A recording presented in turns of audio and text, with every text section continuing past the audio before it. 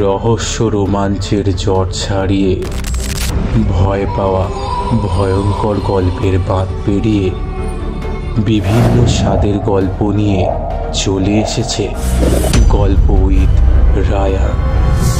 প্রত্যেক সপ্তাহে থাকছে আপনাদের জন্য নতুন নতুন হাড় হিম করা গল্প। শুনতে থাকুন, সঙ্গে থাকুন।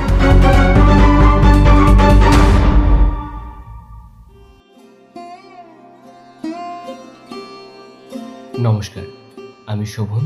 আজকে আপনাদের সাথে গল্প উইথ রায়ান চ্যানেলে আপনাদের সকলকে জানাই স্বাগত এবং আগাম শারদীয়ার অনেক শুভেচ্ছা ও ভালোবাসা।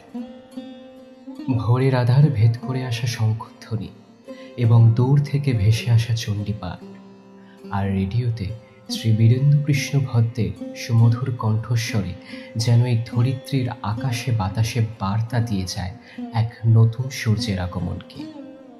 পিতৃপক্ষের অবসান ঘটিয়ে মাতৃপক্ষের আহ্বান ও অশুভ শক্তির বিনাশ আর শুভ শক্তির জয়গাথার এক অপূর্ব সূচনা। আর এই দিন থেকে শুরু হয় দুর্গা উৎসবের আনন্দ। আমাদের উমার বাপের বাড়ি আসার পালা। মায়ের আগমনের অপেক্ষায় প্রত্যেকটি মানুষের এই কটা দিন ভালোবাসাময়ভাবে কাটে। তাই আজ আমরা আপনাদের জন্য নিয়ে চলে এসেছি দুর্গা উৎসব নিয়ে এক অসাধারণ ভালোবাসা ও ভালো লাগার গল্প। লেখিকা দেবিকা সাহার কলমে দুর্গা সহায়। আজ আর গল্প নিয়ে বেশি কিছু বললাম না, তাই মন দিয়ে গল্পটি শুনুন এবং আমাদের চ্যানেলে নতুন হয়ে থাকলে চ্যানেলটি অবশ্যই সাবস্ক্রাইব করে আমাদের সাথে থাকুন। তাহলে আর বেশি কথা না বাড়িয়ে শুরু করছি আজকের গল্প দুর্গা সহায় প্রথম পর্ব।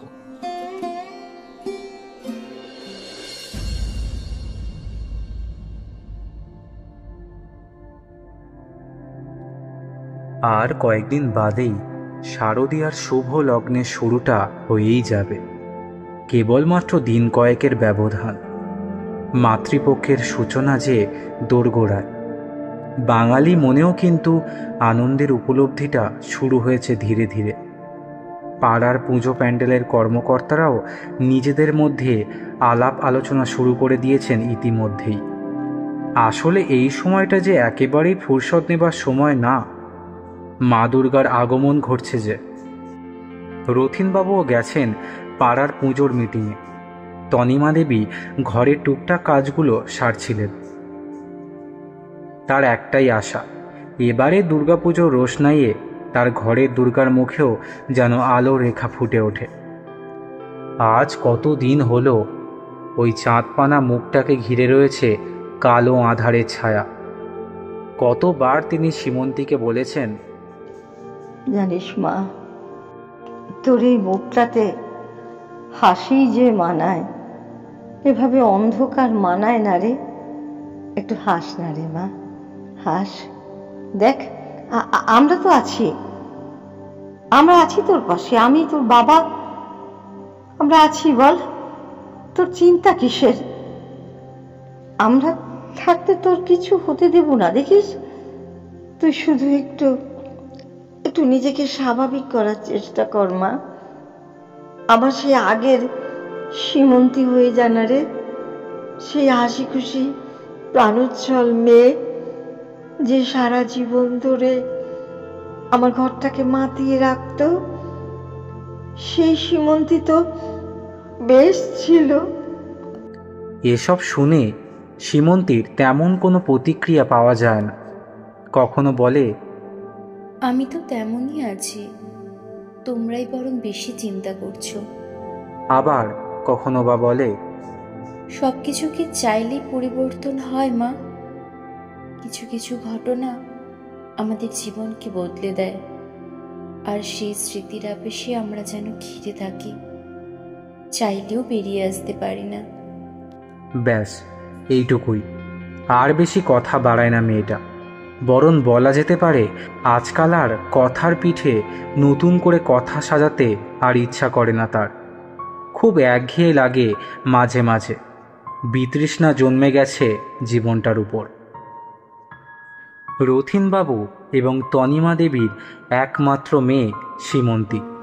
পুরো নাম সীমন্তিনী দে।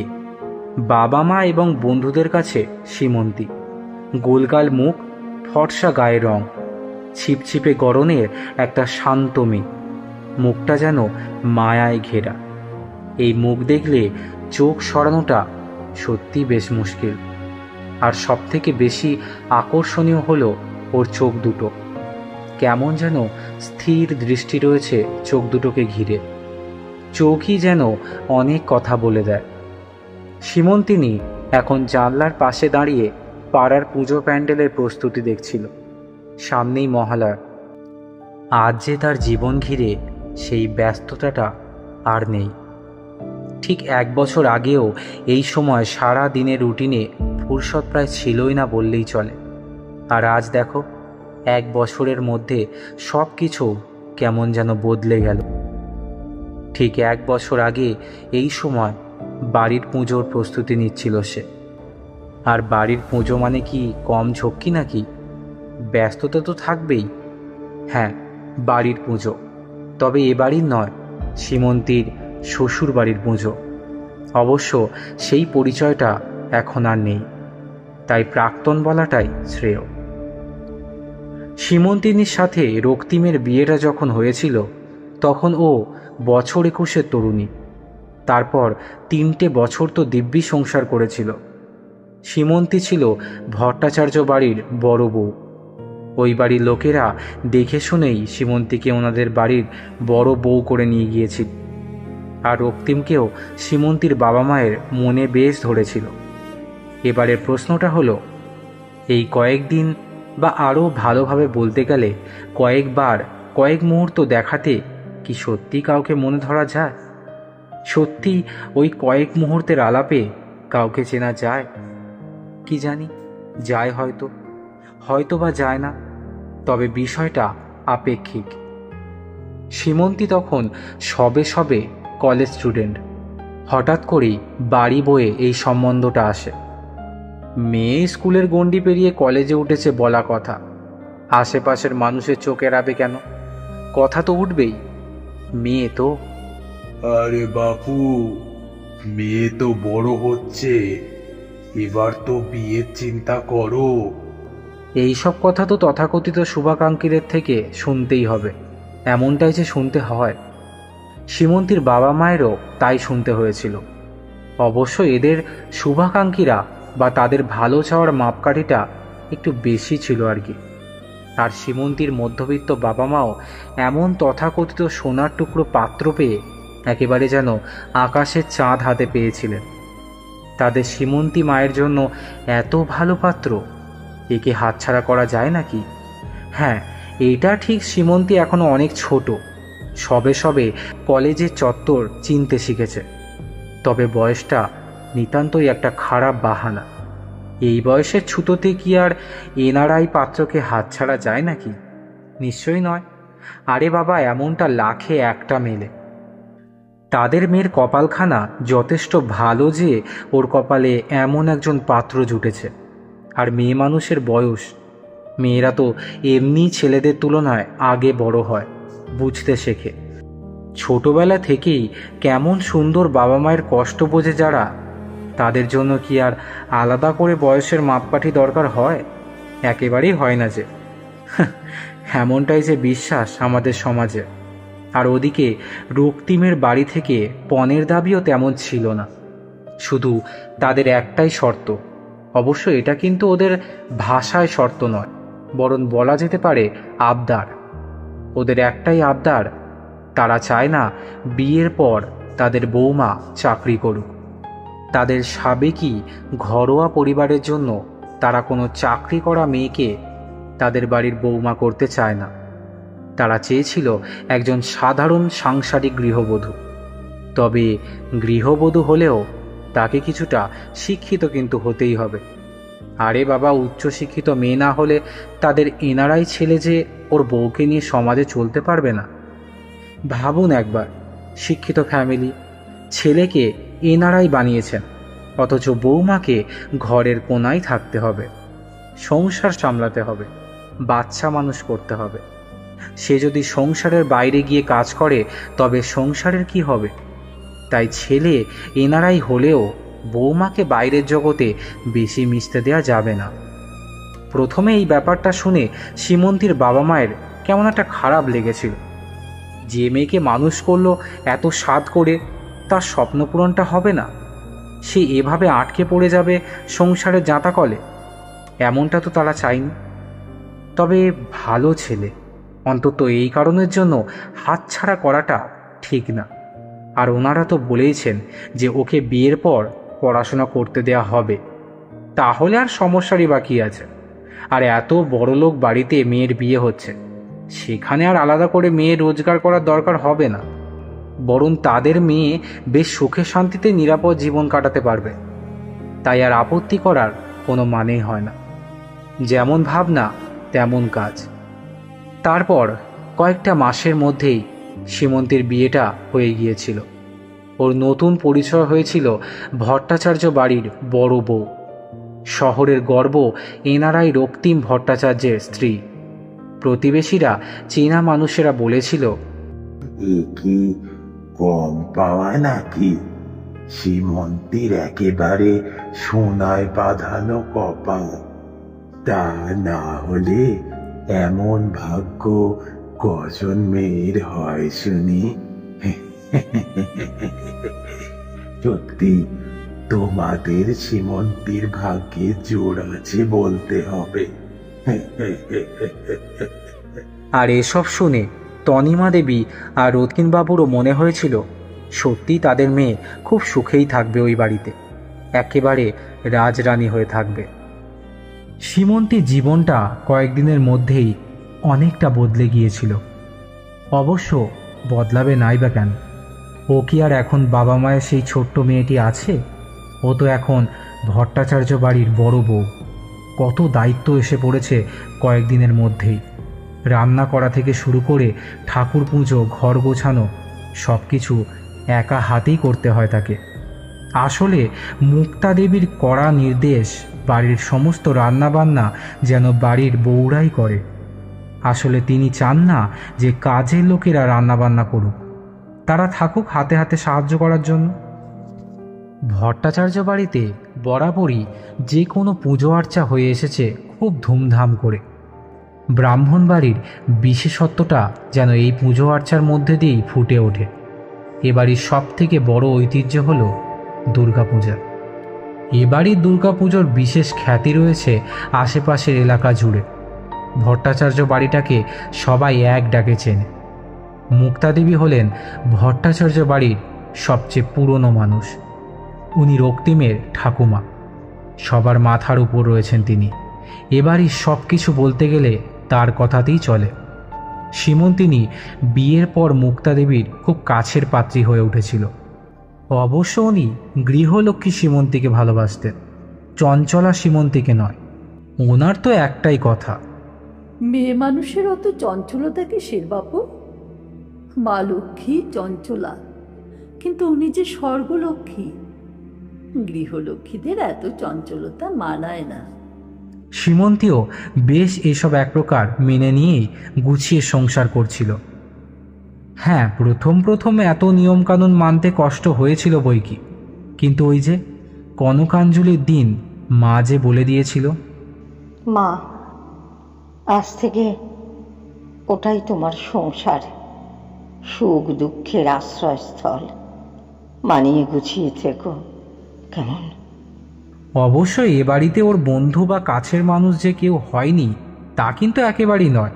ওই যে বললাম, শান্ত চুপচাপ সীমন্তী সবার কাছে খুব প্রিয় ছিল। তবুও তাদের মধ্যে সবথেকে ভালো বন্ধু ছিল ঋতু, এ বাড়ির ছোট মেয়ে। সীমন্তীর বয়সই হবে, সম্পর্কে সে সীমন্তীর ননদ। ওই একমাত্র যার কাছে সীমন্তী নির্দ্বিধায় মনের সব কথা বলতে পারত। আর তো কাউকেই নিজের পছন্দ অপছন্দ চা পাওয়াগুলো কখনো বলে উঠতে পারেনি, এমনকি রক্তিমকেও নয়। রক্তিমের সাথে ওর সম্পর্কটা কেমন একটা দেখনদারি ছিল যেন। লোক দেখানো সম্পর্কের বাইরে গিয়ে মনের মিলটা সেভাবে কখনো হয়ে ওঠেনি। রক্তিম বরাবরই খুব উদাসীন ছিল সীমন্তীর ব্যাপারে। বিয়ে করেই যেন সব দায়িত্ব শেষ। তারপর আর বিপরীত দিকের মানুষটার সুখ দুঃখ নিয়ে কোনো খেয়ালই সে করেনি কোনো দিনও।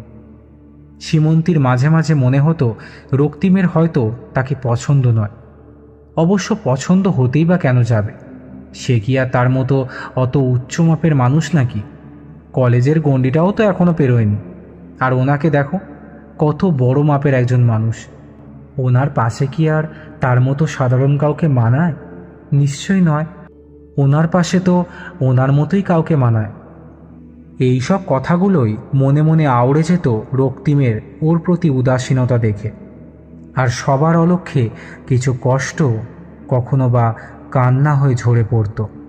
কিন্তু ওই যে, কোনো কিছুর জন্য তো আর সময় থমকে দাঁড়ায় না, সময় এগিয়ে যায়। আর আমরাও প্রতিদিনের রুটিনে ব্যস্ত হয়ে যাই। সীমন্তীর ক্ষেত্রেও তেমনটাই হয়েছিল। সেও তেমনই সংসারটাকে আগলে ধরেছিল। আসলে কথায় আছে না, যে কাজে আমরা একটু কদর পাই সব ভুলে সেটাকেই আপন করে নিই, তাকেই ব্যস্ততা ধরে নিজের বিষণ্ণতাকে ভুলে যাওয়ার চেষ্টা করি। তাই সীমন্তীও সংসারটাকে আঁকড়ে ধরেছিল। বেশ ছিল নিজের প্রতিদিনের জীবনের এই ব্যস্ততাকে সঙ্গে নিয়ে। তবে এর মধ্যে একটা ভালো লাগারও জায়গা ছিল, আর সেটা হলো রান্না। রান্না করতে ও খুব পছন্দ করত। নতুন নতুন রান্নার এক্সপেরিমেন্টও করত বেশ মন দিয়ে। কিন্তু ওইটুকু সুখ আর তথাকথিত ওর এই নিশ্চিন্ত জীবনটা বেশি দিন সহ্য হলো না। ভেঙে গেল এক লহমায়। আসলে বিয়ের 2 বছরের মধ্যেই একটা খারাপ খবর আসলো ওর জীবনে। ও জানতে পেরেছিল যে ও এ জীবনে আর কখনো নিজের সন্তানের মা হতে পারবে না। সমস্যাটা ওরই। এক ধাক্কায় যেন সব কিছু বদলে গিয়েছিল। সময়টাও কেমন স্থির হয়ে গিয়েছিল। খুব ভেঙে পড়েছিল মেয়েটা। তবে এই সময় ওকে সাহস জোগানোর মতো কেউ ছিল না। বরং খবরটা জানার পর সবাই মিলে ওর দোষই দিয়েছিল। আর রক্তিম, সে তো চিরকালেরই নীরব মানুষ। ওর কখনোই সীমন্তীর কোনো ব্যাপারে কিছুই বলার থাকে না। আর অদ্ভুত এই বিষয়েও সেদিনও কিচ্ছু বলেনি। সীমন্তীর পাশে দাঁড়ানো তো দূরের কথা, সেদিন সীমন্তীকে যখন ওর বাড়ির লোকেরা এত কথা শোনাচ্ছিল, তখন সীমন্তীর হয়ে একটা কথাও সে বলেনি। তারপর সীমন্তীর ধীরে ধীরে সবার পছন্দের পাত্রী থেকে আস্তে আস্তে অপছন্দের পাত্রীতে পরিণত হতে খুব একটা বেশি সময় লাগেনি। এটাই হয়তো নিয়ম। একটা ঘটনায় মানুষকে হঠাৎ করে তার জায়গা থেকে সরিয়ে দিতে পারে। রক্তিমের মার কাছে তো সীমন্তী এখন চোখের বিষ। তিনি তো সীমন্তীকে দোষারোপ করে বলেন, ওই মেয়েই আমার ছেলের উদাসীনতার কারণ। ওর জন্যেই আমার ছেলে কোনো দিন সুখী হতে পারলো না। ওই মেয়েকে এখানে না রাখাই ভালো। সীমন্তীকে বাড়ি থেকে তাড়ানোর জন্য তিনি তো প্রায় উঠে পড়েই লেগেছিলেন। আরে যে মেয়েকে দিয়ে বংশ রক্ষা হয় না, তাকে সংসারে রেখে কী হবে? শুধু শুধু ওই মেয়ের জন্য নিজের ছেলের জীবনটাকে তো আর নষ্ট হতে দেওয়া যায় না, তাই না? এত কিছুর পরও একমাত্র মুক্তা দেবীর আনুকূল্যে আরও কয়েকটা দিন সীমন্তী ওই বাড়িতে ঠাঁই পায়। আর যাই হোক, বাড়ির বউকে বাড়ি থেকে বের করে দেওয়ার পক্ষপাতী তিনি নন। এটা করলে বাড়ির মান সম্মানটাও যে বজায় থাকে না। তাই সীমন্তী ছিল কয়েক মাস ওই বাড়িতে। বাড়ির সবার অনাদরে এক কোনায় পড়ে থাকত। কাউকে কিচ্ছু বলতে পারত না নিজের কষ্টের কথা। নিজেই মনে মনে কথাগুলো আওড়াতো শুধু। আর সবার অলক্ষ্যে নিস্তব্ধতায় ওই সব কথাগুলো কান্না হয়ে ঝরে পড়ত। ওই একমাত্র ঋতুই ছিল যার কাছে একটু মনের কথা বলতে পারত। বাকি সবার কাছে যে অসহনীয় হয়ে উঠেছিল। এভাবে তো তাও একরকম চলছিল, কিন্তু মুশকিলটা ঘটল গত বছর দুর্গাপুজোর দশমীর দিন। মা দুর্গার বিদায়বেলার বরণ চলছিল। একটু পরেই বিসর্জন। হঠাৎ করে সবাইকে অবাক করে দিয়ে রক্তিম নতুন একজন বউ নিয়ে ঘরে ফেরে। হ্যাঁ, বিয়ে করেছে সে, আবার একটা নতুন বিয়ে। কাউকে কিছু না জানিয়ে নিজের পছন্দ করা মেয়েকে সে বিয়ে করেছে। আর এই দশমীর দিন তাকে নিয়ে বাড়িতে আসলো। সপ্তপর্ণা নামের এই মেয়েটি নাকি ওর ক্লাসমেট ছিল। তারপর কলেজেও একসাথে পড়াশোনা। আর তাকে নাকি সে অনেক দিন ধরেই ভালোবাসত, কিন্তু বাড়ির লোক মেনে নেবে না এই ভয়ে কিছুই বলতে পারিনি এতদিন। আসলে এই বাড়িতে প্রেম করাটা নাকি ঘোর অন্যায়, এই জন্যেই নাকি বলতে পারেনি। এই যুক্তিটাই সেদিন দেখিয়েছিল রক্তিম। তাই সে নাকি বাড়ির লোকের জন্যই সীমন্তীকে বিয়ে করতে বাধ্য হয়েছিল। বলা যায় এক প্রকার জোর করেই নাকি বিয়েটা করেছিল সে। কিন্তু এখন তার হঠাৎ করে মনে হলো সীমন্তীর সাথে সারা জীবন থাকাটা সম্ভব নয়। তার মনে সীমন্তীর জন্য কোনো জায়গাই নেই। আবার তার উপর সে কখনো নিজের সন্তানের মুখ দেখতে পারবে না। তাই তার মনে হলো এখন তো আর এই বিয়েটাকে টেনে নিয়ে যাওয়ার কোনো মানেই হয় না। তাই কারোর পরোয়া না করেই সে বিয়েটা করে বসল।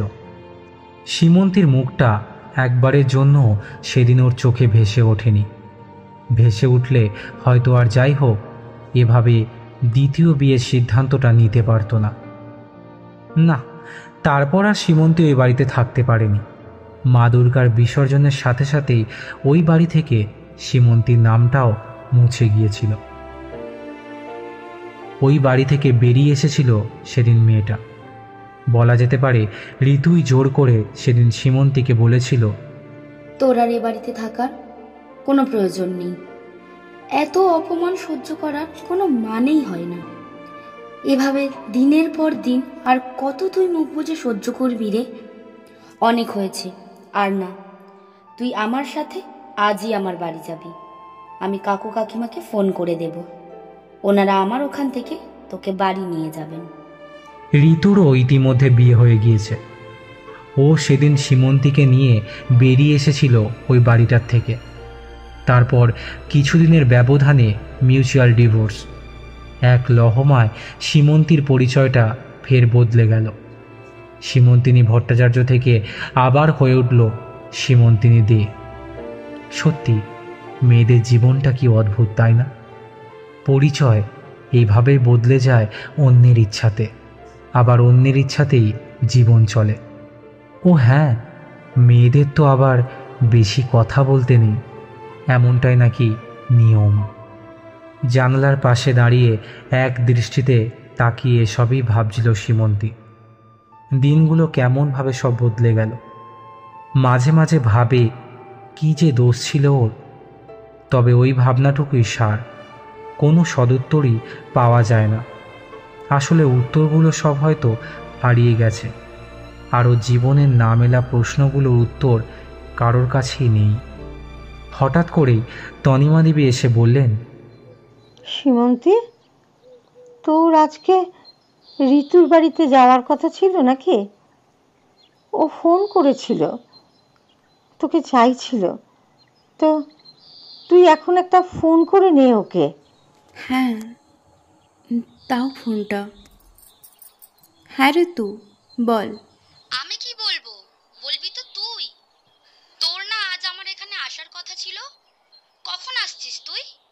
কত কাজ আছে বলতো, কত কিছু নিয়ে প্ল্যান করতে হবে আমাদের। কখন আসছিস বল? এতগুলো কথা বলে একটু থামল ঋতু। ঋতু, আজ না আমার যাওয়া হবে না রে। মানে ওই শরীরটা একটু খারাপ, তাই আর বেড়াতে পারবো না। শরীর ঠিক হলে যাবো ক্ষণে। কি হয়েছে রে তোর? তোর শরীর খারাপ? কই আন্টি তো কিছু বললেন না? না মানে মা না আসলে জানে না। আচ্ছা সীমন্তী, সত্যি করে বলতো, তোর শরীর খারাপ নাকি মন, কোনটা? এই প্রশ্নের উত্তরে বিপরীত দিকের ব্যক্তিটি চুপ। চুপ না করে আর কী বা বলবে? কিছুই তো বলার নেই ওর এই কথার পরিপ্রেক্ষিতে। তাই সীমন্তীর উত্তরের প্রতীক্ষা না করেই ঋতু আবার বলল, যেই মেয়েটা গুছিয়ে কোনোদিন মিথ্যে কথা বলতে পারেনি, সে না হয় এই চেষ্টাটা নাইবা করলো। বিশেষ করে আমার কাছে। আমি খুব ভালো অবশ্য মন তো ফুরফুরে থাকার কোনো কারণও নেই, বিশেষ করে এই পুজোর দিনে।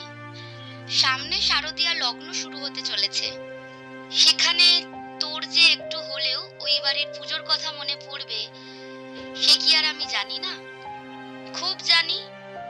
আর বিগত 3 বছর ধরে পুজোর সব কাজই তো তুই নিজের হাতেই করছিস, একটু তো মনে পড়বেই তোর। তবে আমি বলি কি, ওসব আর মনে করিস না।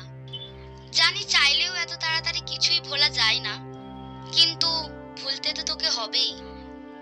মানুষ চাইলে সব পারে রে, সব। তুইও পারবি, নিশ্চয়ই ভুলতে পারবি তোর ওই দুঃস্বপ্ন ঘেরা অতীতটাকে। জানি না রে পারবো কিনা, তবে ভুলতে আমাকে হবেই। যাই হোক, বাদ দে ওসব কথা। তুইও বাড়িতে কবে যাচ্ছিস সেটা বল। জানি না রে, যেতে ইচ্ছেই করে না, বিশ্বাস কর। সৈকত তো একেবারেই যেতে চায় না। ও বলে এরকম মানসিকতা যাদের, তাদের সাথে আর যাই হোক ওর মিলবে না। আর জানিসই তো কেমন ঠোঁট কাটা স্বভাবের ছেলেটা, যখন যা মনে আসে তাই বলে দেয়। বলার আগে সেটা ঠিক বলছে কিনা সেটা নিয়ে দুবারও ভাবে না। এই কারণেই তো ওই বাড়ি তোর কদরটা নেই বললেই চলে, জানিসই তো সব। আর সত্যি বলতে আমারও যে ওই বাড়িতে খুব একটা যেতে ইচ্ছে করে তেমনটাও নয়। বিশেষ করে তোর সাথে অমন হওয়ার পর আর ইচ্ছেই করে না ওই বাড়ি যেতে। আর আমি এমনিতেও ও বাড়ির অবাধ্য মেয়ে। আমি না গেলে ওই বাড়ির লোকেদের খুব বেশি কিছু যায় আসবে না। আমি তো ভাবছি পুজোয় এবারে সবাই মিলে ঠাকুর দেখতে বেরোবো। কলকাতার থিম পুজো দেখার মজাই আলাদা। খুব একটা বেশি সুযোগও তো হয়নি এইসব দেখার। সবসময় তো বাড়ির পুজোতেই ব্যস্ত থাকতাম। যা কয়েকবার গেছি তাও তো বন্ধুদের সাথে লুকিয়ে লুকিয়ে। এবার ভাবছি যখন সুযোগটা পেয়ে গেছি ঘুরে আসবো সবাই মিলে। আমি, তোর, সৈকত আর সৈকতের একটা বন্ধু আর তার ফ্যামিলি। বাবা রে ঋতু, তুই তো দেখছি সব প্ল্যান করেই রেখেছিস। একেবারে ঠাকুর দেখতে যাওয়ার প্ল্যান পর্যন্ত করে রেখেছে মেয়েটা। হ্যাঁ, আমি তো সব কাজ তাড়াতাড়ি করি, তুই তো জানিসই। হ্যাঁ রে বাবা, আমি জানি সেটা। শুধু জানলে হবে না, এবার বল যাবি তো আমাদের সাথে? আরে আগে পুজোটা তো আসুক, এত আগে থেকে প্ল্যান করে লাভ নেই রে। জানিসই তো আমার জীবনে কিছুই পরিকল্পনা মাফিক ঘটে না, তাই সময়ের ভাবনাটা না হয় সময়ই ভাববো। সীমন্তী, এমন ভাবে ভাবিস না রে, সব সময় সবার সমান যায় না। হ্যাঁ, এটা ঠিক যে তোর অতীতটা হয়তো ভয়াবহ ছিল, কিন্তু ভবিষ্যতে যে তোর জন্য ভালো কিছু অপেক্ষা করছে না, এটা কি তুই জোর দিয়ে বলতে পারবি? জানি না রে, যাই হোক আমি যাচ্ছি বিকেলের দিকে তোদের ওখানে। না থাক, তোর আর আসতে হবে না, আমি যাচ্ছি তোদের ওখানে। তুই আসবি আমাদের বাড়িতে? তাহলে তো ভালোই হয়, চলে আয়। আসলে এই একটাই মেয়ে আছে যার সাথে কথা বললে সীমন্তীর মনটা একটু হলেও ভালো হয়ে যায়। বলা যায় সীমন্তীর সব থেকে কাছের বন্ধু হলো ঋতু। বিকেলবেলায় সীমন্তী একটু বেরিয়েছিল, টুকটাক কিছু কেনাকাটার ছিল। আবার বাড়িও ফিরতে হবে তাড়াতাড়ি। ঋতুরা কিছুক্ষণের মধ্যেই চলে আসবে। এসে যদি তাকে না দেখে তাহলেই আবার বকাবকি শুরু করে দেবে। এইসব ভাবতে ভাবতেই সীমন্তী বাড়ির দিকে ফিরছিল। হঠাৎ একটি ঘটনা দেখে ওর চোখ দুটো আটকে গেল। আরে ওই বাচ্চা মেয়েটা এভাবে রাস্তা পারাপার করছে কেন? এখান থেকে তো অনবরত গাড়ি যায় আসে। এভাবে রাস্তা পার হলে ওর তো লেগে যেতে পারে। আর ওর গার্জিয়ানই বা কোথায়? এইটুকু একা একা মেয়ে এভাবে, না না, ওকে আটকাতে হবে। আরে আরে সোনা, তুমি ওভাবে রাস্তা পারাপার করতে যাচ্ছিলে কেন? দেখছো না কত গাড়ি চলছে রাস্তায়? ওভাবে হাঁটলে তোমার তো লেগে যেত বাবু। সলি আন্টি, আমি আসলে ড্রাইভার কাকুকে খুঁজতে যাচ্ছিলাম। সে কখন আমাকে বসিয়ে রেখে আমার জন্য চকলেট আনতে গেছে, এখনো আসছে না। তাই তো আমি খুঁজতে যাচ্ছিলাম আঙ্কেলকে। আচ্ছা বুঝলাম, কিন্তু তুমি তো এখনো ছোট্ট বেবি, তাই ওভাবে আর একা একা রাস্তায় বেরোবে না, বুঝলে তো? রাস্তায় কত কত দুষ্টু লোক থাকে জানো না? তুমি তোমাদের গাড়িতে গিয়ে বসো, ড্রাইভার আঙ্কেল ঠিক চলে আসবে। চলো, আমি তোমাকে নিয়ে যাচ্ছি। আচ্ছা আন্টি, চলো। আন্টি, তোমার নাম কি বলো তো? আন্টি, তুমি খুব ভালো, কি সুন্দর কথা বলো। আমার নাম? আমার নাম আবার কি? আন্টি, আন্টি বলেই ডেকো আমায়। আচ্ছা ঠিক আছে, আমি তাহলে তোমার ভালো আন্টি বলে ডাকবো। আচ্ছা বেশ, তাই ডেকো না হয়। এবার বলো তো যে তোমার নামটা কি? তাতাই, বাবাই আমাকে তাতাই বলে ডাকে। বাহ, খুব মিষ্টি নাম তো। ওদের কথার মধ্যেই তাতায় ড্রাইভার আঙ্কেল চলে আসলো। তাতাই শোনা, আমার একটু আসতে দেরি হয়ে গেল। আসলে তাতাই ওই বড় রাস্তার ওখানে চলে গিয়েছিল, তাই আমি ওকে এখানে নিয়ে আসি। আসলে এটুকু বাচ্চা এভাবে একা একা। হ্যাঁ দিদি, আপনি ঠিকই করেছেন। আসলে আমারই ভুল হয়েছে ওকে এইভাবে একা ফেলে যাওয়া। আমি ভেবেছিলাম এই যাবো আর আসবো, কিন্তু ওখানে গিয়ে এমন একটা ঝামেলায় জড়িয়ে পড়লাম যে আস্তে আস্তে এত দেরি হয়ে গেল। আপনাকে যে কি বলে ধন্যবাদ জানাবো। আরে না না, ঠিক আছে। এই কথাটা দাদাবাবু জানতে পারলে কি যে হতো, আমার হয়তো চাকরিটাই আর থাকতো না। দাদাবাবু? হ্যাঁ, তাতাইয়ের বাবার কথা বলছি। আচ্ছা আচ্ছা। তাহলে দিদি, আমরা আসছি, অনেকটা দেরি হয়ে গেল। হ্যাঁ হ্যাঁ। ওকে ভালো আন্টি, টাটা। হ্যাঁ সোনা, টাটা।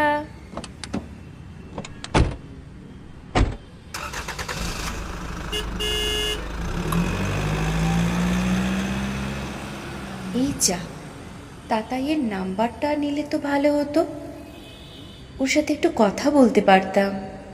সত্যি কি মিষ্টি মেয়েটা, মুখটা একেবারে মায়ায় জড়ানো। কি জানি আর কখনো ওর সাথে দেখা হবে কিনা। এই সব ভাবতে ভাবতেই সীমন্তী বাড়ির দিকে পা বাড়ালো।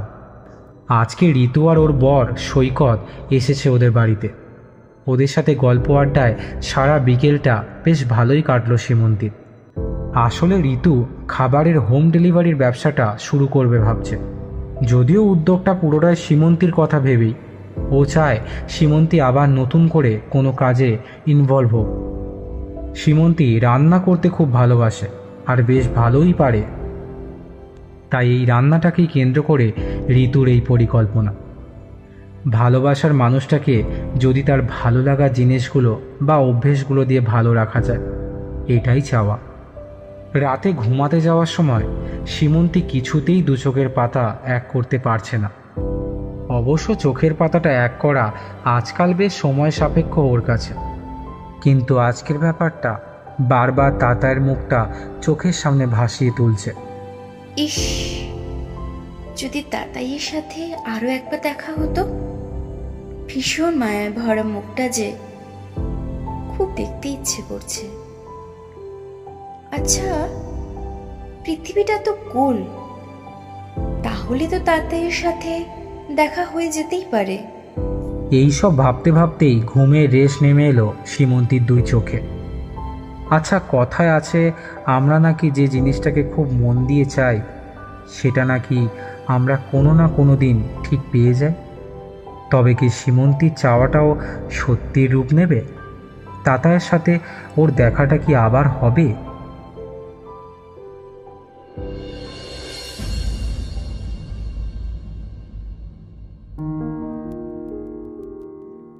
পরের দিন সন্ধেবেলা সীমন্তী গিয়েছিল ঋতুর বাড়িতে। আসলে ওদের হোম ডেলিভারির বিজনেসটা ওরা ওখান থেকেই করে, মানে রান্না করা থেকে শুরু করে খাবার প্যাক করা আর কাস্টমারের বাড়িতে পৌঁছে দেয়া সবটাই। আসলে এই কাজটা ওরা শুরু করেছে সবে সবে, খুব একটা বেশি দিন হয়নি। আর সীমন্তীও চায় ও আর ঋতু দুজনে মিলে একসাথে কাজটা করুক। এতে ওর মনটাও ভালো লাগবে, আর কাজের মধ্যে থাকলে মনটাও অন্যদিকে থাকবে না। সেই কারণেই ঋতুর প্রস্তাবে রাজি হয়ে নিজেকে এই কাজে ইনভলভ করেছে মেয়েটা। ঋতুদের বাড়িতে এসে টুকটাক গল্প করছিল সীমন্তী। ঋতু আর রঞ্জার সাথেই বেশি গল্প করছিল সে। রঞ্জা হলো ঋতুর যা, বেশ ভালো মেয়েটা। এই কয়েকদিনের মধ্যেই ওর সাথেও সীমন্তীর বেশ বন্ধুত্ব হয়ে গিয়েছে। হঠাৎ করেই সীমন্তীর নজর পড়ল রঞ্জার মেয়ের দিকে, গুঞ্জা।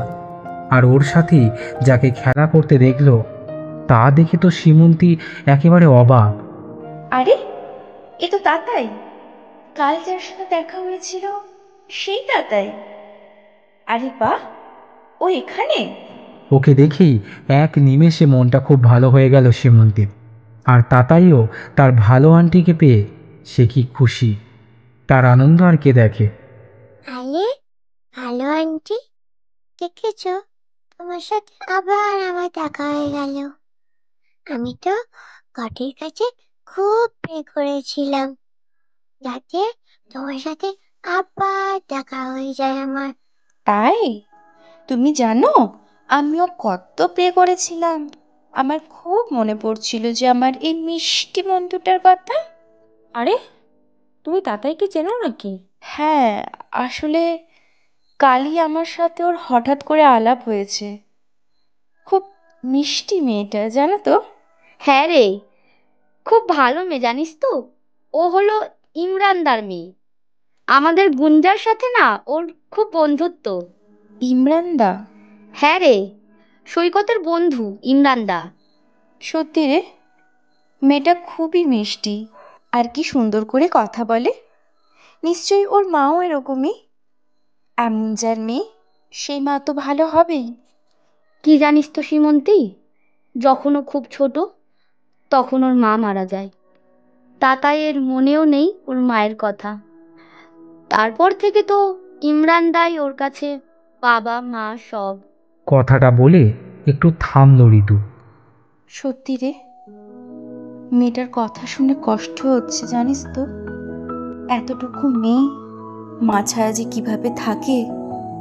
ঋতু খেয়াল করলো তাতাইয়ের কথা বলতে বলতে সীমন্তীও কেমন একটা স্তব্ধ হয়ে গেছে। তাই ওর কথা ঘোরানোর জন্য ঋতু এটা ওটা অন্য কথা বলছিল। ইতিমধ্যেই দরজার বেলটা বেজে উঠল।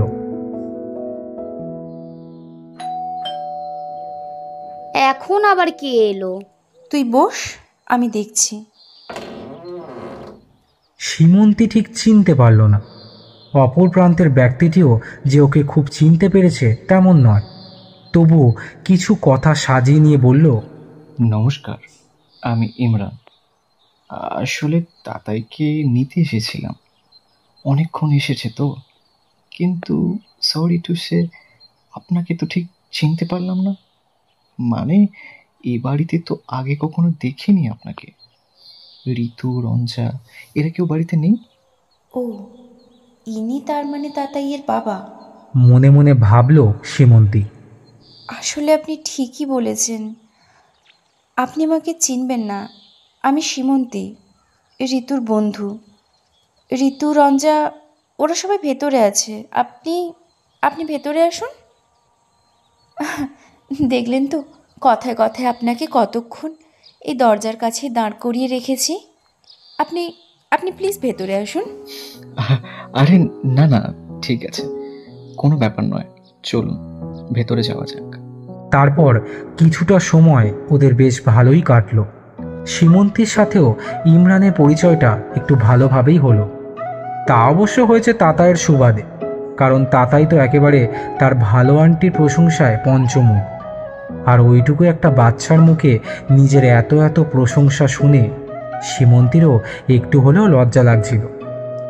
আরে ওর তো মনে হয় যে সে কি এত প্রশংসা পাবার যোগ্য নাকি। তারপর প্রায় 1 ঘন্টা ওখানে থাকার পর ইমরান আর তাতাই বাড়ি ফিরল। কারণ তাতাই গুঞ্জা আর তার ভালো আন্টিকে ছেড়ে বাড়ি যেতেই চাইছিল না। তার নাকি এখনও গল্প খেলা এইসব শেষ হয়নি। তাই অগত্যা ইমরানকেও বেশ কিছুক্ষণ থেকে যেতে হলো ওখানে। আসলে ও ওর মেয়ের সব আশাই পূরণ করার চেষ্টা করে যতটা সম্ভব। আর সৈকতের সাথে দেখা হবে এটা ভেবেও থাকতে রাজি হয়ে গিয়েছিল। ওরা চলে যাওয়ার কিছুক্ষণ পরে সীমন্তীও টুকটাক কাজগুলো সেরে ওখান থেকে বেরিয়ে পড়ে। আজকে আর তাতায়ের কন্ট্যাক্ট নাম্বারটা নিয়ে আসতে ভোলেনি। আসলে সত্যি বলতে কি, তাতায়ের সাথে কথা বলে ওর সাথে সময় কাটিয়ে ওর খুব ভালো লাগছিল।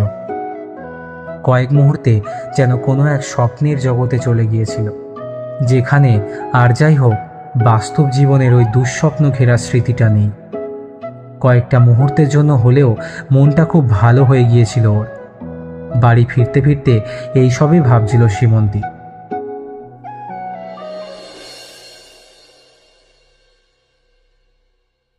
ওদিকে ভট্টাচার্য বাড়িতে। দেখো সপ্তপর্ণা, তোমাকে তো আমি বারবার বলছি যে তোমার এই সিদ্ধান্তে আমার বাড়ির লোকজন কিছুতেই মেনে নেবে না। তো মানে কি? আমি তো বলছি যে আমার বাড়ির লোকজন এভাবে আমার সাথে তোমার বাইরে গিয়ে থাকাটা কিছুতেই মেনে নেবে না। বুঝলাম। তো বুঝলে যখন, এই প্যাকিংটা এবার বন্ধ করো। এসব জিনিসপত্র গুছিয়ে কি লাভ বলো? এ বাবা, প্যাকিং কেন বন্ধ করব? আর রক্তিম, তুমি তো ভালো করেই জানো যে আমি লাভ ক্ষতির হিসেব দেখে কোনো কিছুই করি না। তাহলে আমি কেন নিজের জিনিস গোছানো বন্ধ করব শুনি? কারণ তোমার আমার সাথে যাওয়াটা হবে না। যাব না মানে? ইয়ার কি হচ্ছে নাকি? তুমি যেখানে যাবে তোমার স্ত্রী হয়তো আমারও সেখানে যাওয়ার কথা, তোমার সাথেই থাকার কথা, তাই না? সেটা তো ঠিকই, কিন্তু তুমি তো জানো যে বাড়ির লোক এটা অ্যালাউ করবে না। আর আমি তো এখনো কিছুদিন এখানে আছি, পুজো পর্যন্ত। ততদিন আমরা আমাদের সময়গুলোকে ভালোভাবে স্পেন্ড করব। তারপর আমার আবার ছুটি পড়লে আমি তো আবার আসবো। আর ততদিন আমি তোমাদের বাড়িতে থেকে এই জয়েন্ট ফ্যামিলির ঝগড়া দেখব? না সোনা, এটা একেবারেই হচ্ছে না। একটা কথা খুব ভালো হয় মাথায় ঢুকিয়ে নাও রক্তিম, আমি কিন্তু তোমাকে বিয়েটা করেছি তোমার সাথে সংসার করব বলে, তোমার এই পুরো ফ্যামিলির রান্না করা বা সেবা করার জন্য নয়। আর আমি কিন্তু সীমন্তী নই যে তোমরা যা বলবে সেটা শুনে বোকার মতো নিজের সর্বনাশ করব। Mind it. তোমার আমার সাথে যাওয়াটা হবে না, দ্যাটস ফাইনাল। এই নিয়ে আমি আর একটা কথাও শুনতে চাই না। ওকে, তাহলে আমিও দেখি তুমি বা তোমরা কি করতে পারো, আমাকে আটকাতে পারো কিনা। এই কয়েকটা দিনে এমন কিছু ঘটনা ঘটাবো না যে তোমার বাড়ির লোক আমাকে তোমার সাথে পাঠাতে বাধ্য হবে। হ্যাঁ, নিজেরাই আমাকে তোমার সাথে পাঠাবে, এটা আমার চ্যালেঞ্জ। রক্তিমের কথার উত্তরে মনে মনে বলল সপ্তপর্ণা। অনেকগুলো প্রান্তের মানুষগুলোর আজকের দিনটা শেষ হলো বিষণ্ণভাবে, বিভিন্ন রকম অভিজ্ঞতার ভিত্তিতে। দেখা যাক কাল সকালের নতুন দিনে ওদের কার জন্য কি অপেক্ষা করছে, তা তো সময় বলবে।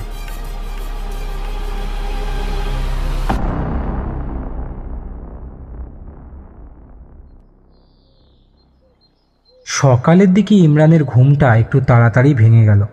এখন প্রায় ভোর 5টা। ইমরান সাধারণত এত সকাল সকাল কখনোই ঘুম থেকে ওঠে না। কাজের সুবাদে অনেক রাত পর্যন্তই জেগে থাকতে হয় ওকে, তাই বেশিরভাগই রাতের অনেকটা সময় স্টাডি রুমে কাটে। তবে গতকাল আর রাত জাগেনি। আসলে অনেক দিন পর মনে হলো আজ আর স্টাডি রুমে না গিয়ে তাতায়ের সাথে ঘুমিয়ে পড়ি।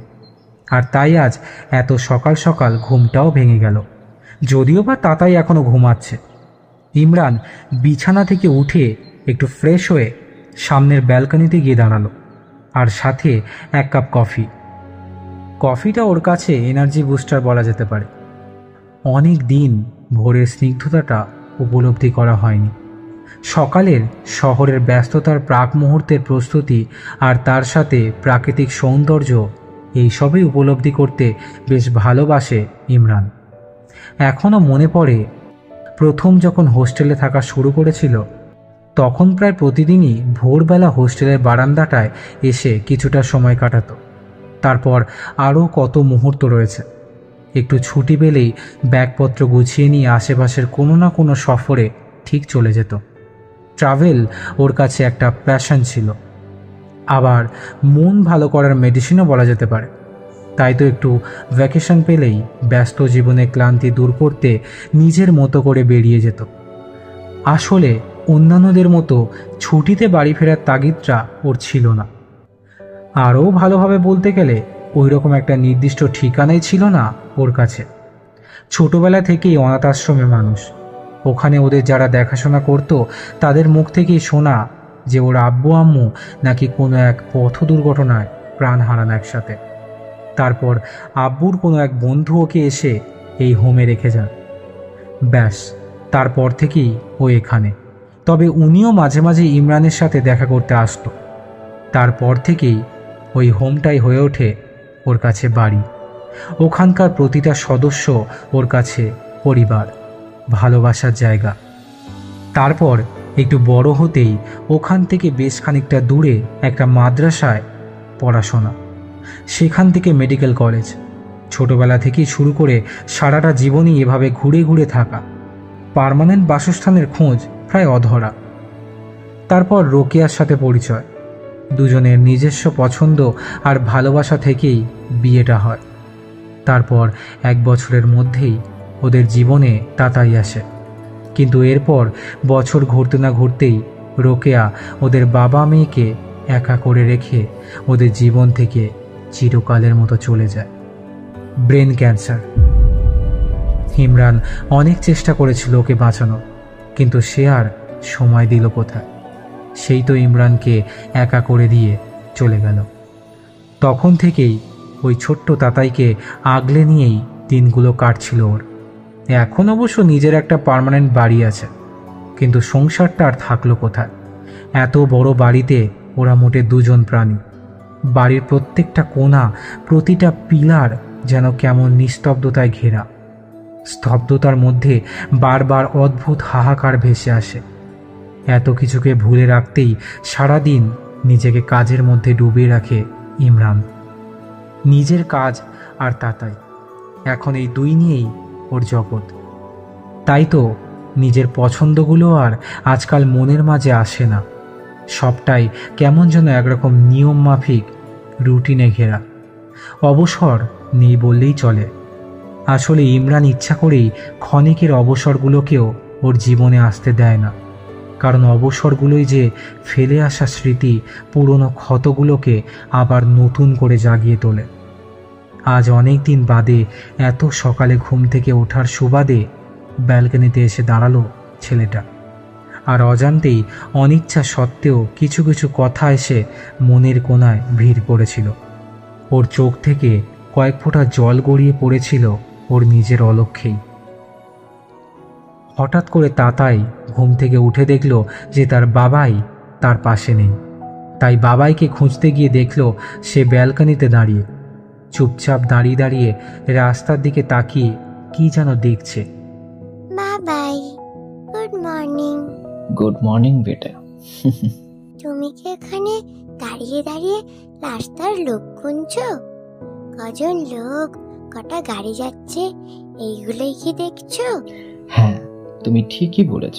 তোমার বাবাই রাস্তার লোক কাউন্ট করছিল, সে রাস্তার ঠিক কতজন লোক আছে। তুমি তাহলে আমাকেও ডাকতে পারতে, আমিও তাহলে কাউন্ট করতাম, তোমার হেল্প হয়ে যেত। আগে উঠোনে তো কি হয়েছে, তুমি না হয় আমাকে এখনই হেল্প করো। হ্যাঁ, ঠিক বলেছ।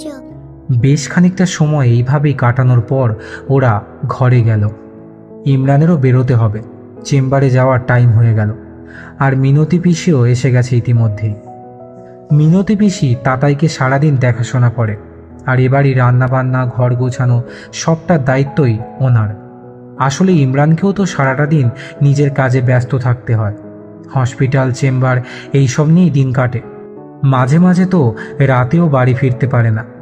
তাতাইকে সারাদিন এই মিনতি পিসি দেখাশোনা করে।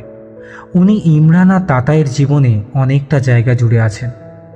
ইমরান ওনাকে মায়ের মতো শ্রদ্ধা করেন, আর তাতাই, সে তো তার গ্র্যানিকে ছাড়া চোখে আঁধার দেখে। হ্যাঁ, তাতাই ওনাকে গ্র্যানি বলেই ডাকে। আর উনিও এই 2 জন মানুষকে নিজের ছাড়া এমন কিছু ভাবেন না। স্বামী সন্তানহারা বছর 65 এই মহিলার কাছে এরাই সংসার।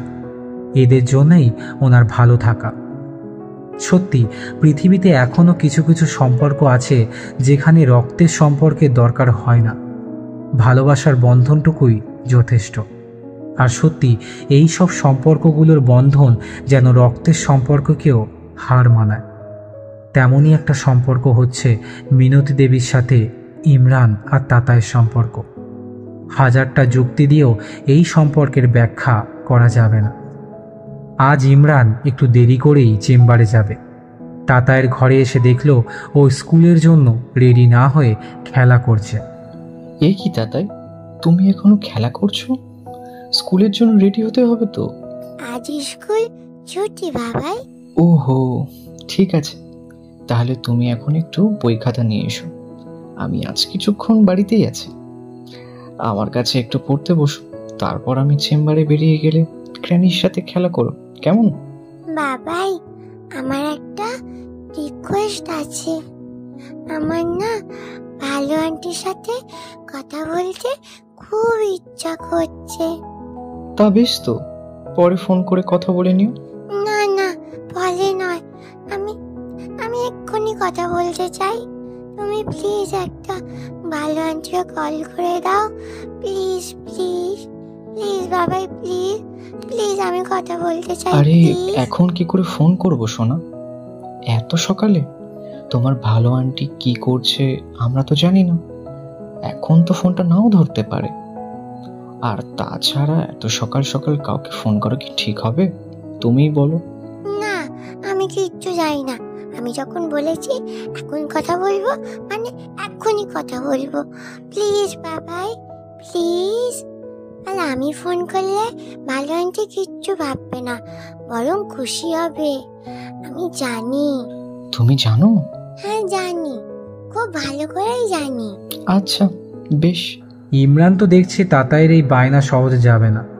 বায়না যখন সে একবার করেছে তখন কথা বলেই ছাড়বে। কিন্তু এত সকালে এরকম হঠাৎ করে অজানা কাউকে ফোন করাটা কি ঠিক হবে? জানি না উনি কি ভাববেন।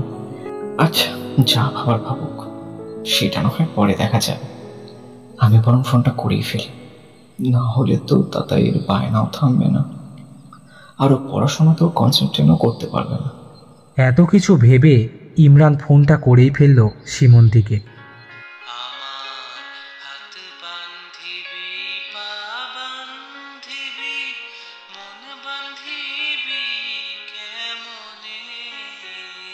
সীমন্তীর ফোনের কলার টিউনের গানটা শুনতে বেশ অদ্ভুত লাগলো ইমরানের। আরে এরকম একটা গান!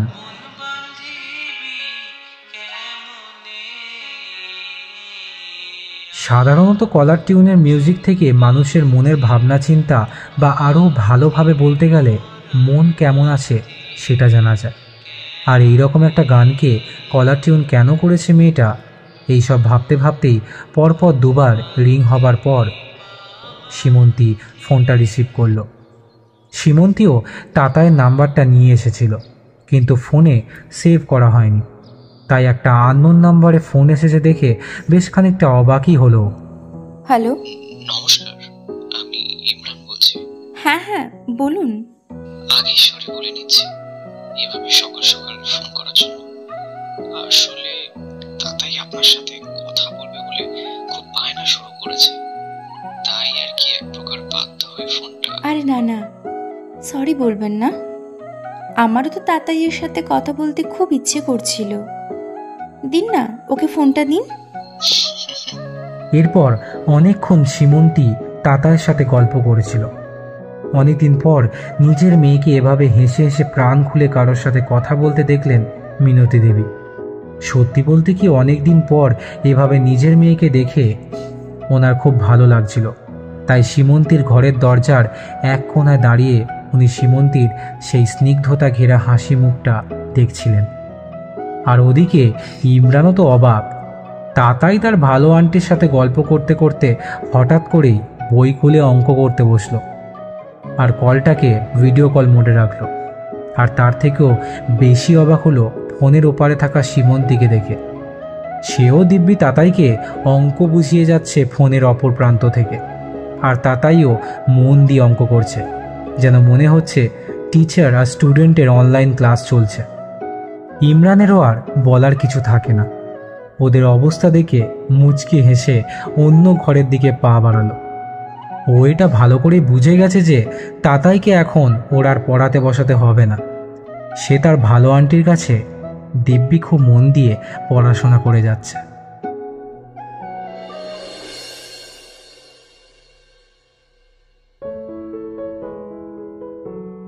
তারপর বেশ কয়েকটা দিন একটু অন্যরকমভাবেই কাটল সীমন্তীর। তাতায়ের সাথে বন্ধুত্বটা যে কখন এতটা ভালো লাগার জায়গা হয়ে উঠল তা সত্যি বুঝে উঠতে পারেনি মেয়েটা। আসলে সীমন্তী জীবনের ছন্দ পরিবর্তনটা যে শুরু হয়ে গিয়েছিল ইতিমধ্যে। আজ মহালয়া, মাতৃপক্ষের সূচনা যে হয়েই গেল। এই কয়েকদিন আগেই সীমন্তী কত কিছু ভাবছিল যে এবারের মহালয়ার দিনটা হয়তো হাজার মন খারাপের ভিড়েই কেটে যাবে। তাই নতুন করে মহালয়া নিয়ে আর কিছুই ভাবেনিও। নয়তো বিয়ের আগে সকাল সকাল উঠে রেডিওতে বীরেন্দ্রকৃষ্ণ ভদ্রের কণ্ঠে মহালয়া শোনার সে কি উৎসাহ ছিল ওর। আর তার সাথে সাথে অবশ্যই টিভির মহালয়া দেখতেও কোনো বছর মিস হতো না। একবার মনে আছে মহালয়ার দিন সকালে পড়া ছিল, তা সে সেদিন পড়তেই যায়নি শুধু মহালয়া দেখবে বলে। এর জন্য অবশ্য পরে বন্ধুদের কাছে শুনিয়েছিল, দেখ, মহালয়া দেখাটা হলো বাঙালির ইমোশন, আর আমি কোনো কারণের জন্যই এই ইমোশনকে নষ্ট হতে দিতে পারবো না, ব্যাস। এই যুক্তি শোনার পর কারোরই আর কি বলার থাকতে পারে। তারপর রক্তিমদের বাড়ি যখন বিয়ে হয়ে গেল, সে টিভিতে আর মহালয়া দেখাটা হতো না। আসলে ওই সকাল সকাল বাড়ির অনেকে তর্পণে যেত, তাই বাড়ির বড় বউ হিসেবে অনেক কাজ থাকতো যে সকাল সকাল বসে আর টিভি দেখাটা হতো না। তবে সে ছিল অন্যরকম একটা অভিজ্ঞতা। ওই বাড়িতে তো পুজো হতো, তাই এই মহালয়ার দিন থেকে পুজো রবটা পড়ে যেত। একটা খুব সুন্দর আনন্দ আর ব্যস্ততায় ঘিরে থাকতো সময়টা। যদিও আজকাল আর ও বাড়ির কথা ভাবতে ইচ্ছে করে না, ভালো লাগে না একদম ওসব ভাবতে।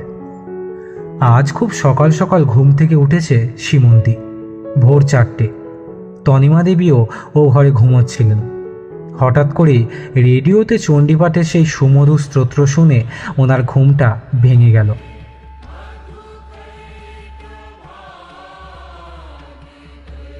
আরে, আওয়াজটা তো সীমন্তীর ঘর থেকেই আসছে। তবে কি সীমন্তী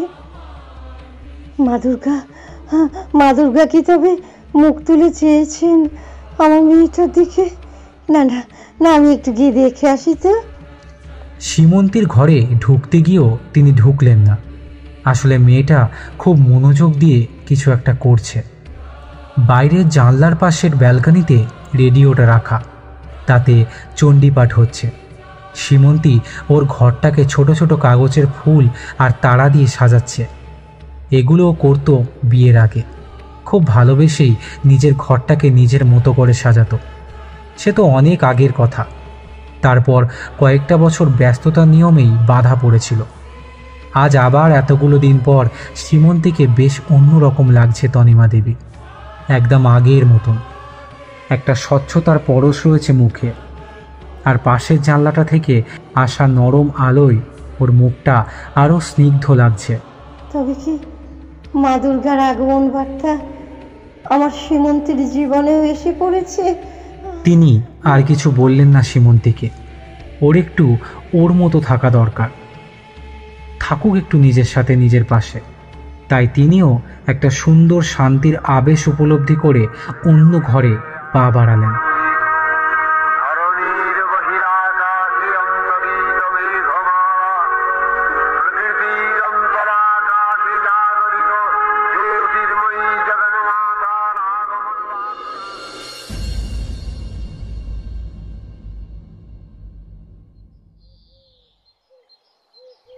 মহালয়ার ভোরে চণ্ডীপাঠ শোনার পর সীমন্তী রেডিওটা বন্ধ করে একটু ফ্রেশ হয়ে নিল। আজ সকালটা সত্যি বেশ অন্যরকম লাগছে।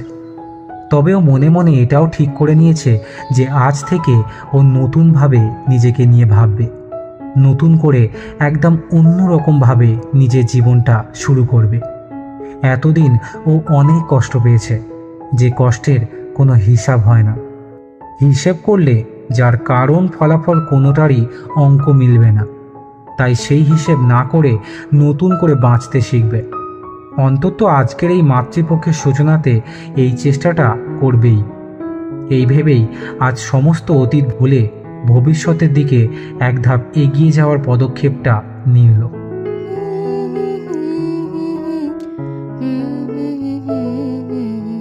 সকাল সকাল স্নান সেরে সীমন্তী আয়নার সামনে এসে দাঁড়ালো। ভেজা চুলগুলোকে খোলাই রাখলো, শুধু একটা সাইড ক্লিপ।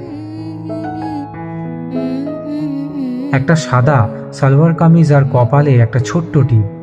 বিয়ের ঠিক আগের বছর খুব শখ করে একটা শিফনের সাদা ওড়না কিনেছিল, আর সেটাতেই নিজের পছন্দ মতো করে ডিজাইন করেছিল নিজের হাতে। কিন্তু কোনো না কোনো কারণে ওটা আর পরা হয়ে ওঠেনি। এতদিন ওর ঘরের আলমারিতেই ছিল ওড়নাটা। আজ এতদিন পর ওটাকে বের করতে ইচ্ছে করলো ওর। আজ সেই ওড়নাটাই নিল এক সাইড করে, হাত ঘড়িটা পরে নিল। ব্যাস, এইটুকুই যথেষ্ট।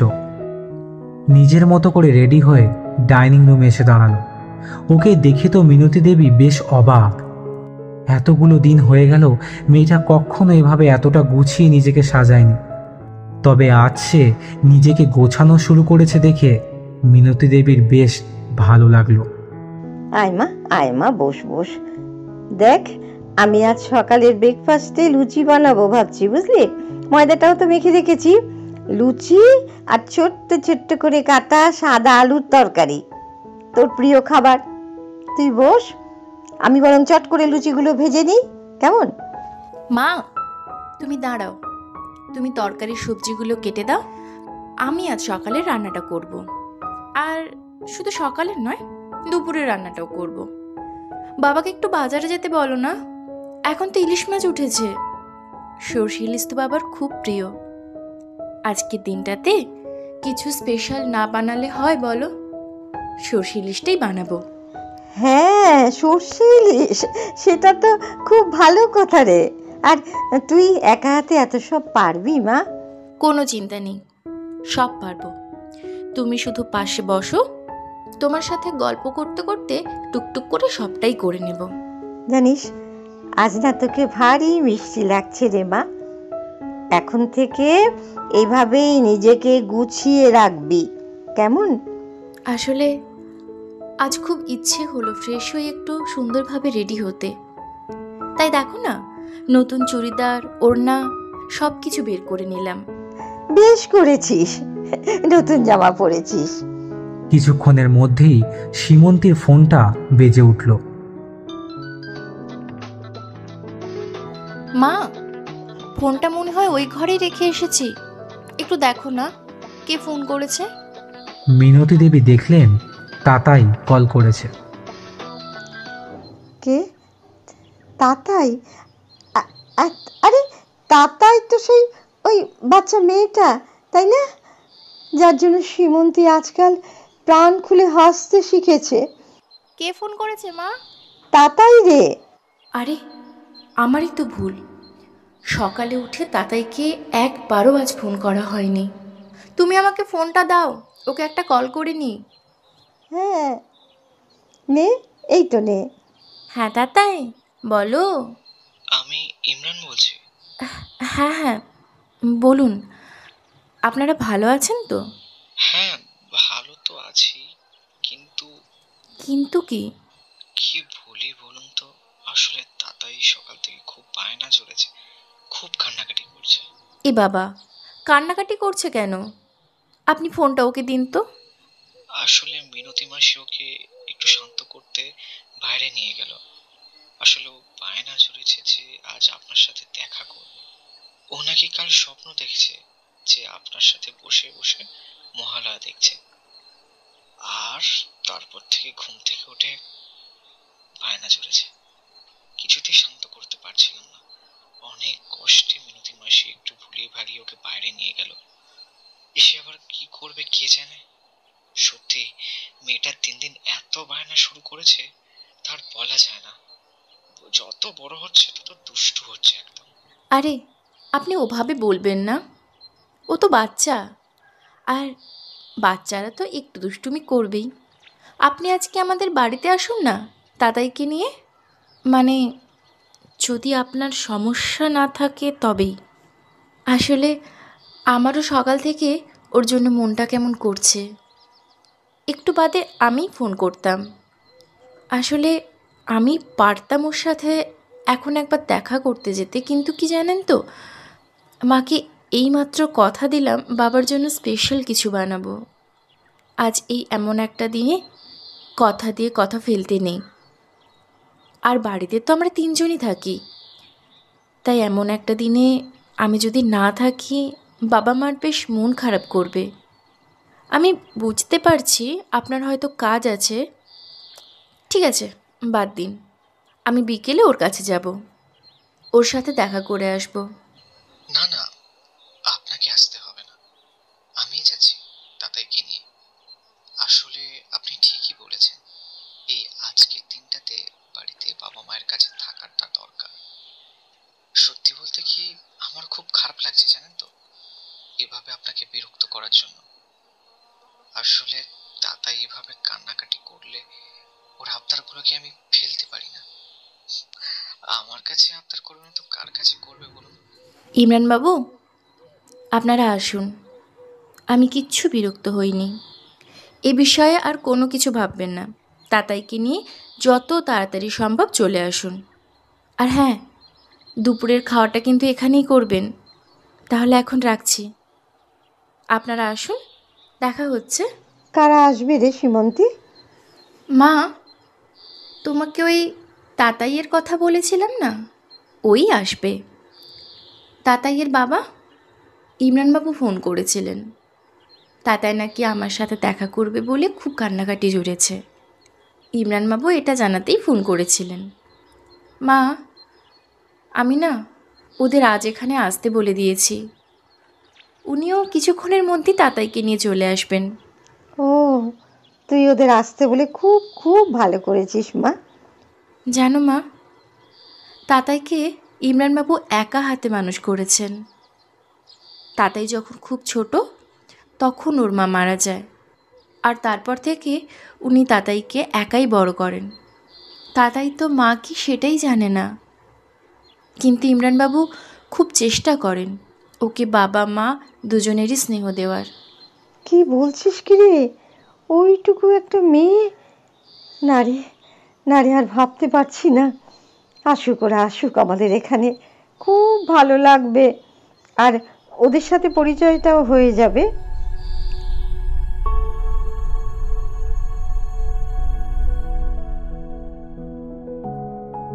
একটু বেলার দিকে ইমরান আর তাতাই এসেছে সীমন্তীদের বাড়িতে। তাতাই তো খুব খুশি। সীমন্তীর কাছে এসে তার কত গল্প, এত এত গল্প যে সেগুলো আর আগামী কিছু সময়ে শেষ হবার নয়। তাতাই এসে যখন দেখলো সীমন্তী রান্না করছে, তখন তার কত প্রশ্ন। ইতিমধ্যে তনিমা দেবীর সাথেও ওর বন্ধুত্ব বেশ ভালো মতোই হয়ে গিয়েছে। উনি ছোট্ট তাতাইকে মহালার গল্প শোনাচ্ছিলেন ডাইনিংয়ে বসে। তাতাইয়ের আগে কখনো মহালার গল্প বা মা দুর্গার অসুর বধের গল্প এইসব কিছুই শোনেনি, তাই বেশ মন দিয়ে গল্পটা শুনেছিল। অন্যদিকে ইমরানও চুপচাপ এসব দেখছিল। আসলে ওরও তো ছোটবেলাতে ফ্যামিলির সাথে সময় কাটানো কাকে বলে বা এভাবে গল্প শোনা এইসব কিছুর অভিজ্ঞতা নিতান্তই কম, তাই তনিমা দেবীর এভাবে গল্প শোনানোর ব্যাপারটা ওরও বেশ ভালো লাগছিল। এর মাঝেই সীমন্তী এলো হাতে কফির ট্রেটা নিয়ে। নাও, চলো চলো, অনেক গল্প হয়েছে, এবার সবাই একটু কফি খেয়ে নাও। আয় মা, তুই আয়, অনেক কাজ করেছিস, আর কাজ করতে হবে না, ওদের পাশে বস। তাতাই তো তোর সাথেই গল্প করতে এসেছে রে, ওর সাথে এবার একটু কথা বল, গল্প কর, বাকি রান্নাটা আমি করে নিচ্ছি, তুই বস এবার। আচ্ছা বেশ, ঠিক আছে, তবে তুমি কফিটা খেয়ে নিয়ে তারপর যাও। ঠিক আছে, হ্যাঁ হ্যাঁ ঠিক আছে। তা তাতাই, দিদুনের সাথে তোমার কি কি গল্প হলো? জানো তো ভালো আন্টি, দিদুন আজকে আমাকে অনেক অনেক গল্প শুনিয়েছে। কত কত কিছু জানতে পারলাম আজ। তোমাকেও কি দিদুন ঘুমাতে যাওয়ার সময় এরকম গল্প বলে? হ্যাঁ বলতো, আমি যখন ছোট ছিলাম তখন বলতো, এখন আর বলে না। কি বলো তো, আমি তো এখন বড় হয়ে গেছি, তাই আমাকে আর গল্প বলে না। ও জানো তো, আমার বাবাই আমায় গল্প শোনায় ঘুমাতে যাওয়ার সময়। আমার মাম্মামের সাথে তো আরই, তাই মাম্মামার গল্প শোনায় না, বাবাই শোনায়। কিন্তু জানো তো, বাবার কাছে গল্পের স্টক খুবই কম, ঘুরে ফিরে প্রতিদিন একই স্টোরি শোনায়। তাতায়ের মুখে নিজের এমন প্রশংসা শুনে ইমরান একটু হলেও ঘাবড়ে গেল। আর ওর মুখের এমন অবস্থা দেখে সীমন্তী আর নিজের হাসিটা কন্ট্রোল করতে পারল না। অনেক কষ্ট করেও হাসিটা চাপতে না পেরে শেষমেশ হেসেই ফেলল।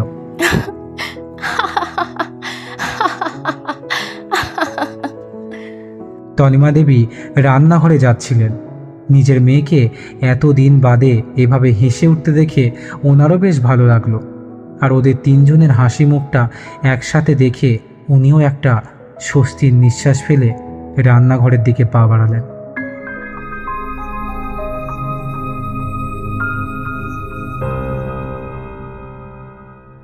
বড়নাথ বউ, ও বড়নাথ বউ, বলি কারু কি কথা কানে যাচ্ছে না নাকি? ডেকে ডেকে তো আমার গলা ব্যথা হয়ে গেল, অথচ যাকে ডাকছি তার কোনো পাত্তা নেই। সকাল সকাল মুক্তা দেবী এরকম চিৎকার, মানে ব্যাপারটা খুব একটা সহজ নয়। যাই গো ঠাকমা। ও ঘর থেকে ধরফড়িয়ে শেফালি এলো। শেফালি ভট্টাচার্য বাড়িতে কাজ করে, তা সে প্রায় অনেক দিন ধরেই। মুক্তা দেবীর এহেন চিৎকার শুনে ও চলে এলো ও ঘরের হাতের কাজটা রেখেই। কি হয়েছে ঠাকমা, কিছু লাগবে? ওরম করে চিৎকার করছিলে কেন? তার আগে তুই বলতো, তুই কি আমার বড়নাথ বউ যে ওকে ডাকতে তুই এসে হাজির হলি? আমি ভাবলাম তোমার কিছু লাগবে কি না, তাই। না, আমার কিছু লাগবে না।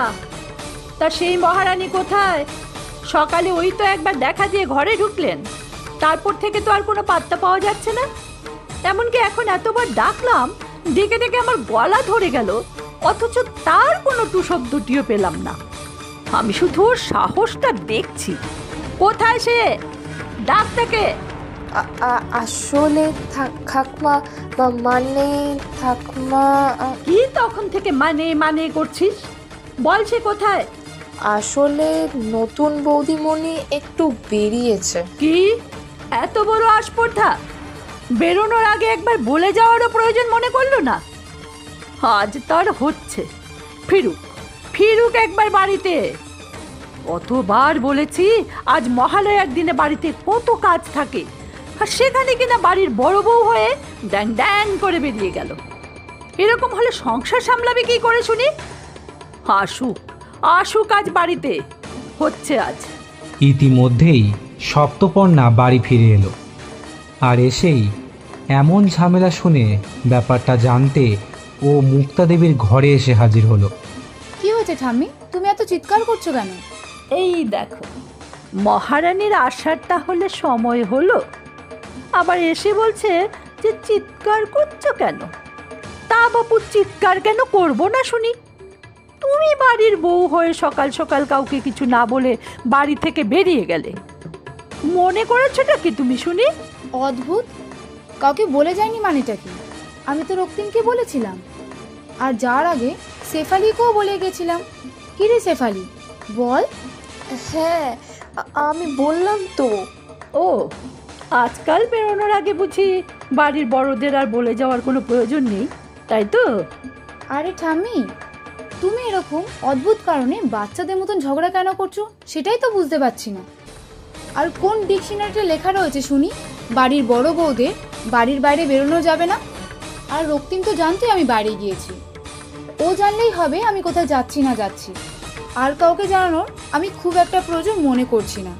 আর শোনো, এতক্ষণ আমি বাইরে ছিলাম, সবে বাড়ি আসলাম, খুব টায়ার্ড লাগছে।